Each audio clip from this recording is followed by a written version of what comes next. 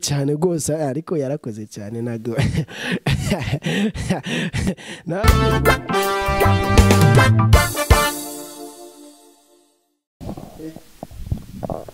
turabasuje inshuti bakunze ba Do Films TV. This is your boy Amuri Simon and this is online TV. Turi kumwe n'umuhungu wacu Ney G hamwe na Beri G. Aba ni abakinnyi ba film bakaba n'abahanzi bakora injyana zitandukanye mu ndirimbo. Uyu munsi nifuje kuganira nabo, nakomeje kubona muri iyi minsi bari kumwe cyane, ndavuga reka mbasange menye ibyo baduhishiye. Ese projet bafite ni izijyanye n'iki? Projet mufite muri iyi minsi ziri gutuma muba muri kumwe cyane ni filime? Nazo zirimo nazo zirimo filime, umuziki, byose turi kubiteganya. Ese filime muri gukina muri gukoraho ni filime bwoko ki? Dufite filime nyinshi cyane, ariko iyo tubafitiye vuba ndumva nta n'imisi itatu iri bucemo mutarayisanga ku isoko. Nayita nka comedy ariko iri profession. Nuvuga ngo twayita kuvara. Kuvara no kujya gute? Nyine urabona hari ukuntu uba utahagaze neza kandi ukumva ushaka gusa neza, sibyo? Nshobora kubona nta pantaro mfite imeze fresh, vuga nti ngomba kureba Ney G afite agapantaro kagezweho cyangwa se agakeci kagezweho, urumva bikaba ngombwa rero ko njya kukamutira. So uzambona azagira ngo nakanjye, ariko nyine urabizi hari igihe ushobora gukotora ugasanga nyine wenda araje ayikeneye uyambaye. So ndumva ari ibyo ngibyo muzabibona, kandi turatekereza ko bizabanezeza, bazabikuramo isomo, ewana muzaryoherwa tu.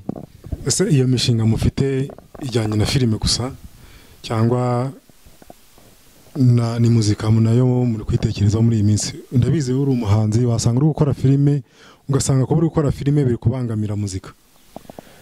Oya, byose ni akazi kanje, kandi umuntu niwe programa. Ntabwo ibyo nyine byo umuntu akora n'akazi gasanzwe yakabonye umuntu aragakora, ariko ntabwo bikwicira kariyeri yawe. Mu mutwe wawe niho byose biba, niho wiprograma muri wowe. Okay, dufite byinshi. Buriya nawe ni umuhanzi aza kubibabwira. Dufite byinshi. Filime ibayise ngo hajya ngo ni gwiki kuvara. Nashakaga babandi bita bacangwe bazarebe ko twabavumbuye uko baba bagize iki, baba bati cyangwa bakabyita, ariko nyine tu harimo kuvara, ariko filime bazayita icangwe. Ney G dusanzwe tumuzi muri filime, tumuzi nk'umutoza wa football, tukaba tumuzi no muri muzika. None aravuga ati na Beri G nawe ntago ari muri filime gusa, no muri muzika arimo. Ese muri muzika urimo kubaryana? Nuvuga ngo muzika navuga nibwo mugiye gutangira kumbona, ariko ubundi muzika ndumva nyimaze igihe kirekire kwako nizo yakoraga. Ntekereza ko ntamubeshyeye cyangwa se tutikinnye, hari aho yangishaga inama. So urumva ni umuhanga ku giti cye, ni umuhanga. Niyo mpamvu aka kanya ubona ndi kumwe nawe, nuko hari icyo mushakaho kubumenya afite, ariko nanone nanjye hari ubwo azankuramo. Ese kuri ubwo bumenyi afite uvuze, yaba ari wowe yagufashije kwandika imirongo uzaririmba muri iyo ndirimbo? Nyine ni ukuvuga ngo twebwe turifuza gukora nk'umuntu umwe. We arazwi cyane birenze, kuko ni umusitari kandi aranabimerita arabizi tu, ariko nanjye natekereza muzambona kandi muzankunda, ndabizi, kubera ko ndi kumwe n'umuhanga cyangwa se umusitari kandi ubimerita. Nanjye ndi uwundi. izo njyana tugiye gutegereza zanyu mwakoranye, iyo ndirimbo iri mu yihe njyana? Dusanzwe tumuziho Afrobeat Ney G, ese ni hip hop, ni reggae, ni zouk? N'ubundi izakomeza ari afro ariko na rap nayo waramwumvishe kari mubi. Ese nk'iyo mugiye gukora indirimbo Ney G ugakora indirimbo, ejo bundi tukabona wakoze filime, ejo bundi tukabona wakoze indirimbo, ejo bundi tukabona wakoze filime, ziriya filime n'indirimbo ufite umuntu ubikwandikira? Oya, byose ni jewe ndabyandikira ndanabicuruza. N'uwumva yashaka kungana ukundi ibihangano byanje umbona mwiyo mpano azangane, kuko ntabwo ari wowe nyenza abacuruzi. Nagiye ncuruza filime nyinshi zitandukanye, maze gucuruza filime zigera muri 5, maze kwikinira izindi, ifite ibindi bitabo, ifite byinshi byo kubaha, ariko byose ndabyandikira. Ariko ntabwo wakora n'umuntu ngo areke kugwamo ide, kuko iyo umuntu wamyize mugakorana nawe ntabwo abura ide aguha. Ushobora ati ahantu je ndumva nakinjira mwuko, reka je ninjira uku, ukamwumvira ukavuga ati okay, nimba narayanditse reka dukosore, ntabirenze. Kwica mbere n'ubwumvikana, ariko byose ndabibasha. Kugira ngo tubibutse ko iri Do Films TV, tubasabe ukanda subscribe no gukanda ukazogera kugira ngo tujye dushyiraho inkuru zitandukanye zagiye zibasanga aho ngaho muri, bitabagoye. Murebe imyidagaduro, murebe comedy, murebe interviews z'abahanzi batandukanye n'utundi dushya tuho tugenda duca kuri icano. Ese tubaze Beri G, gukorana n'umuntu nka Ney G, gukorana n'umuntu nka Ney G mukajya gukora kuri coding indirimbo, hari igihe usanga umuhanzi bitewe n'urwego agezeho abari hasi bashaka kugira ngo bagire nabo batera indi ntambwe, gukorana nabo bibagora. Kugira ngo ukorane na Ney G nta kintu byaragutwaye kitari giteganyijwe, niba mwari mugiye kuri codinga akaguca nk'amafaranga y'umurengera? Oya, ntago ibyo bintu byigeze bibaho, kubera ko twabiganiriyeho mbere y'igihe turabihuza, kandi ntago yigeze ananiza na rimwe. N'ubu ngubu turacyakomeje, dufite byinshi byo gukora, ahubwo icyo nabwira abakunzi bacu nabwira ngo batwitege, kubera ko uyu mwaka tuzacana ubwo abandi batwika. Hari igihe umuntu ugitangira muzika akorana n'umuntu usanzwe akora indirimbo bitewe n'uko aziranye na producer, bakagenda bakarikodinga indirimbo, nyuma agasubira inyuma akagenda akavanamo za verses, ya mirongo yashyizwemo n'undi muntu. We ntabwo ufite ko Ney G ashobora kuzagenda akabwira producer bagakuramo amajwi yawe? Oya, ntago ubwo bwoba nta na bukeya mfite, kubera ko ntago ari uyu munsi gusa dukoranye, tumaze igihe kinini dukorana, kubera ko guhera ku ndirimbo ye ya mbere yari kodinze, so twabaga turi kumwe ariko mu buryo bw'ibitekerezo, ntabwo twari turi kumwe mu buryo bwo gukorana. Ariko ubu tugiye gutangira, cyangwa se mugiye kujya mutubona mu buryo bwo gukorana. Yego, ndumva Ney G agerageza korohereza abantu bagenda bamugana, nanjye ngira ngo nzamusange musabe dukorane collab. Ni karibu, nkunda abantu kuko naho ndagera, nubwo uri ari maranyita umustar, ari inzira ndende ku mustar, nukura urabirana hejuru za nyenyeri, ariko ntago turabigera. Nta n'umunyarwanda turagira wa mustar, n'umustar hano muri East Africa naho turagira ngo tusange ni rori modo w'abandi bantu. Kubyo wumva ngo rori modo ngo wanje ngo ni Diamond azamutse nyuma y'imyaka 5 akayisaba rori modo, kubera ko twe ntacyo turakora. Ahubwo twebwe duharanire gukora indirimbo zisohoka, ku buryo wa Nigeria yifuza kuba rori modo wa Bruce Melody, rori modo wa Ney G, rori modo w'abahanzi benshi batandukanye. Kuko nta murambwe ati ngo man ngo je rori modo wanje ngo ndabona ari Safi gute se, ababona Safi nyene bahorana ari wa muntu nyene wano hafi, ugasanga rimwe bakubitaniye nk'ahantu mu bikari ho gake. Usibye no gukutana mu bikari, waba wumva yuko zanjyana ari za hano zihora ari za hano. Tugerageze dukore cyane zisohoka amahanga, ku buryo uwo mu mahanga ariwe zipfuza kuba rori modo wawe. Ese nka rori modo wawe wa muri filime ninde, cyangwa se no muri muzika ninde? Muri muzika ni umunyarwanda, ariko benshi ntabwo bazabonamo izo mpano ko abantu bazifite. benshi mu muntu gutandukanya ariko no muhanzi uzico gukora pe bamwita Gisa uriya Gisa zikuririmba cyane sinzaje gushakira muri baba Nigeria abande bose yego nkora injyana nyizabo kuko ndashaka ko nabo bazavuga ati mu Rwanda hari umundi muhanzi mwiza uba yuririmba injyana zacu reka tuje kumureba ariko ruri mu duhanje bamwita Gisa c'inganzo bivanye n'amayida akunda kugira ese ayo mayida Gisa c'inganzo tuzi Gisa c'inganzo ngo yafatanywe telefone yayibye yemwe itabi yayibye yemwe urumogi kuba Gisa c'inganzo roro mudo wawe ntago ushobora kuzatuma nawe ujya muri ibyo bintu by'ibitabi cyangwa usanzwe urikoresha n'ubundi okay mu buzima bwanje natabirangira mu kanwa kanje mu buzima bwanje ntabwo ndiba wenda mvuga uko sivye acage mu muri kwishura kabesha ariko nta muntu ndiba ariko ikindi kintu cy'ingenzi nuko Gisa nukunda umuntu na pastor atubwiye ati wumva ivyo mvuga nureba ivyo nkora Gisa ivyo avuga n'umuhanzi mwiza pe utanga message nziza anywa ryataba akavuga ati indirimbo yanje zaha message abantu benshi batandukanye aririmba neza pe Gisa azikuririmba ntituzareba ivyakora tuzumva ivyo avuga roro mudo wawe muri filime we akaba nde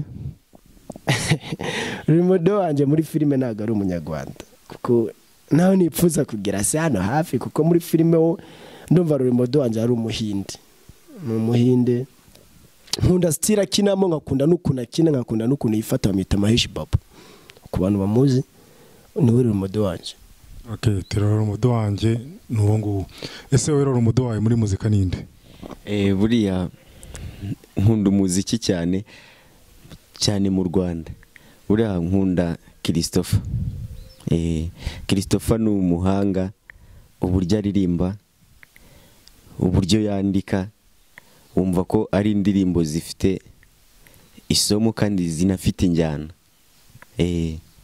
muri filime roro mudo akaba nde urumva muri Afurika ntabwo bikunda kubera ko filime yanditse cyangwa se bitewe na ide iri muri filime ariko mu bakinyi b'amafilime Taiga Shroff ndamwemera n'umuhanga Taiga Shroff n'umuhinde none se kuba utangiye gukora muzika kuba uri gukina filime mu muryango wawe hari abandi bantu babikoze oya nta wabikoze ndumva nzaba mbaye wa mbere kandi ndabikunda nzanabikora gusa mfite sisteri nawe agerageza gukina filime ako muziki wo ndumva nzaba mbaye wa mbere Umuhanzi Ney G wowe muri famille yawe haraho wabuvana ubwo buhanga bujyanye no gukina filime no guhanga izo ndirimbo ni ku isoko ryavyo ni ku isoko pe ntago nakubesha ahubwo nijoro warasigaye koje ubundi nakundaga football cyane ariko sister wanje ndakeka arazwi cyane amita kabatesa nike fashion ikomeye ufite navuga ko ari umuntu ukomeye mu gihugu cy'u Burundi mu bagore bafite ico bari ariko ntagari wero mudo wanje ariko no muhanzi akaba fashion ukomeye mu gihugu akaba umuntu winjiriza igihugu ariko sori mudo wanje nuko ari amaraso nyene pisi nyene ariko nyene nanje nago nakiburiza najemo neza anyitega ahubwo natazavuga ati ngo mu muryango wakabatesa nike ngo niwe cyamamare wenyene ya anyitege iri yakamba ndarikeneye nukuvuga ko nawe ubwe hariye ushobora kuzamubera roro mudo kandi waraje inyuma cyane gose ariko yarakoze cyane nago nabwiye ngo dukeneye gutumbagira we yaratumbagiye naga ari hano hafi naga ari muri Afrika naga ari kugwanira ngo 2 5 bino bya by'ikiniki yarakoze cyane kandi abishima ari amaraso ntegeze kwakurikiza no wa muntu ushobora kuvana agiye kwambika muri Kenya amisi n'umfashion ukomeye pe yarakoze cyane ni n'umuhanzi kandi nawe uzi kuririmba ubwo banyitege mu minsi ndaje dukorane featuring y'umuryango iyi ni Do Films TV aba bagabo turi kumwe ni abakinnyi ba filime bakaba n'abahanzi ba muzika. Ese umuntu abashaka kuri social media ibihangano byanyu yayibona hehe? Wajya kuri YouTube, wajya kuri channel Simba Neymar, hariho filime, indirimbo. Ese Ney G, kuri Facebook, kuri Instagram umuntu agushaka yakubona? urambona cyane, usibye ko management cyangwa abashinzwe kusurira uno munsi bavuze ko hari ibyo bagiye gukosora, ntabwo ubu nakurangira aka mwanya, ariko ku bakunzi banjye kuri Fibi na Neymar wa Burundi, icyo ni igisokuriza ntabwo nagisiga. Igisokuriza ubushatse kuvuga iki? Gisokuruza uri kuvuga ko Neymar ari igisokuriza cyane? Neymar kose kuko gusuca abana ubwo byonyine yunandebye mumbona mariko nirori modanje mu mupira w'amaguru, ariko izina rye nawe narigiye kure ko nakunze kumureberaho byinshi, ari byo yagiye akora numvaga mbaye nkaho cyangwa nkakora nk'ivyigeze gukora. Wenda simbikuye no mu mupira bure murori modo ntabwo murebera mu byo akora gusa, murebera no mu bikorwa bisanzwe. Ese yakoze iki? Yafasha, arafasha, akora iki? Rega niho tuganisha, niho rori modo wanje mu mupira w'amaguru, ariko ubu ntagakiriwe. Wagira ngo dusobanurire ya jambo tubwiye ngo gisekuru ko n'ururimi rw'iwacu ndabikubwira mu Kirundi. Igisekuru ni iby'umuryango, nimba ndi Umurundi nteza gushaho Burundi. Okay, no kuvuga ko uvuze ngo Neymar wa Burundi no kugira ngo ugaragaze aho igisekuru ari mu Burundi, igisekuru cyo kiri mu Burundi. Ese nkawe Beri G, umuntu aramutse agushaka kuri Instagram, aramutse agushaka kuri Facebook yakubona gute? Facebook amazina ni Mwizerwa Berite, Instagram ni Mwizerwa Berite, Twitter Mwizerwa Berite. Ariko tubwire ko ari Do Films TV, mushobora kutubona kuri Instagram twitwa Do Films, kuri Facebook naho ugiyeho wadusanga ari Do Films, kuri YouTube ni online TV yitwa Do Films TV. This is your boy Amuri François Simon. Turabasaba gukanda subscribe, share na like. Tubonereho guha peace abantu bagenda badukorera share, abantu baduha support, harimo nka Eric Muhire, Pastor Denise Renova, Tuti Kush iyo hano bavungu ni hakurya y'ishyamba Kush. Big up. Tugiye kujya ku musozo, turagira ngo dusabe bano bahanzi bacu, abakinnyi ba filime bacu bagira icyo babasaba.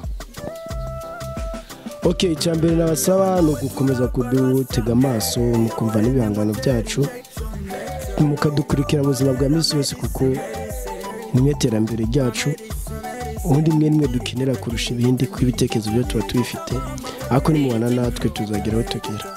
Ikindi kintu mwadusura ku macano, ku chano zacu nka Simba Neymar, cyane iriho filime nziza cyane, ngira amacana 3 undi ngira channel 3, ngira amacana 3, hariho channel icaho filime iriho n'indirimbo, nkagira channel icaho izindi nyigisho go azonyene. Ubwo nawe wayisura, ari yitwa Ney G official, hari yitwa Simba TV iriho impano nyinshi zitandukanye, atari za filime ariko zo kugenda ndeba abana bafite impano nyinshi zitandukanye. Gufasha twasuye, tugiye gufasha ahantu runaka, nivyo bintu bigiye kuzaza bica ahantu, nayo tureba tuyimzaza muza kwisura, tuzakora byinshi muri no mwaka tutari twarabasha kubereka, ariko turi tayari ku bakunzi b'amafilime n'imiziki. Mwaca kuri Simba Neymar naho peace. Mu gihe turi gusoza, mu magambo make gira icyo usaba abakurikiye televiziyo. Ikintu nabasaba nuko badushyigikira, bakadutera ingabo mu bitugu. Duhari ku bwanyu, turabakunda kandi muzatwishimira, turabizi. This is Do Films TV, turagira ngo tubasabe ukanda subscribe